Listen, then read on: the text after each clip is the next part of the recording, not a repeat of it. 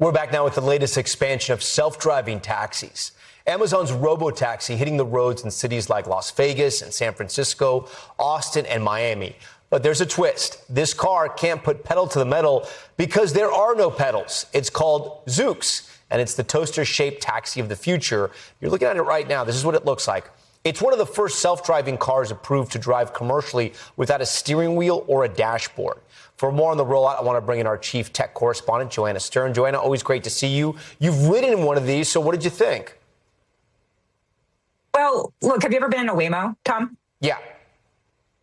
So in a Waymo where you see this car is driving itself, but you see the steering wheel, and it looks like there's a ghost operating the steering wheel, right? It's moving around, It's doing this thing, and you're like, why does it need to do that, right? The computer, the machine is driving itself. We don't need a steering wheel. Well, here is an example of a car built from the ground up with the idea that there doesn't need to ever be a human driver in the driver's seat. And so it sort of makes sense, but it's also definitely a little nerve-wracking when you're looking at this thing and saying, really, yeah, I'm in a completely autonomous vehicle where I can never take over.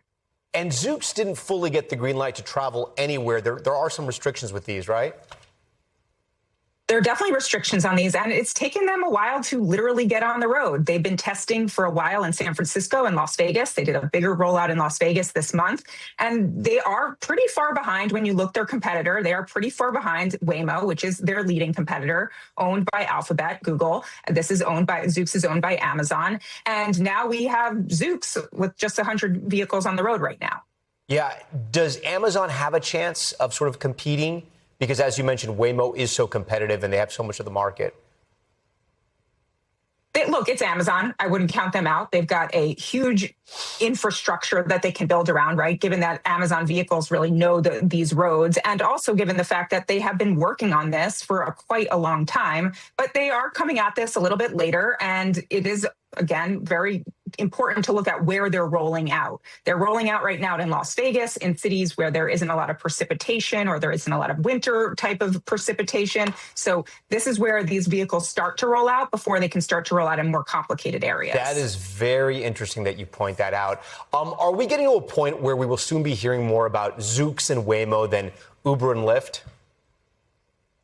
Well, we're going to hear about Uber and Lyft, but we're going to hear about them with autonomous vehicles as well. Uber specifically has been partnering with different types of autonomous vehicle companies. They've partnered before with Waymo. They are partnering now with other types of companies, doing some of this on their own. We're going to see a lot of these companies, I believe, converging, where they're offering the same sort of service, right? Getting from point A to point B, but you no longer need a human driver. You need one of these self-driving car operators. What do you think we're going to be, Joanna? Because I can remember when Uber first came out and you kind of heard about it. And then it was like, oh, you got to download this app and it's so easy. And it was like revolutionary when it came out. And the whole taxi cab industry was completely transformed because of it in New York City. How far are we from that point where these autonomous vehicles are taking over everywhere?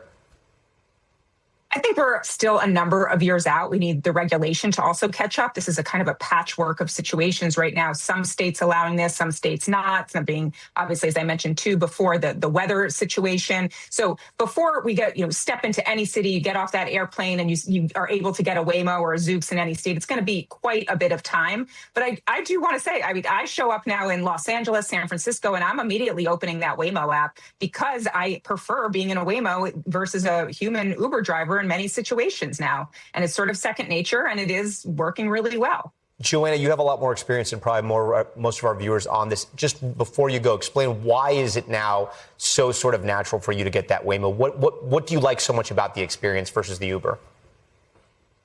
Well, look, as a woman, there are always concerns you have about getting in an Uber driver with usually a male driver, right? Especially late at night. There's been lots of documented cases around that. So I'll say that's one point. Second is it's really, really nice. These are nice vehicles. You know what you're getting every time. You know the experience of getting in an Uber, and you just don't know what it's going to feel like. Does the window work? Does the seatbelt work?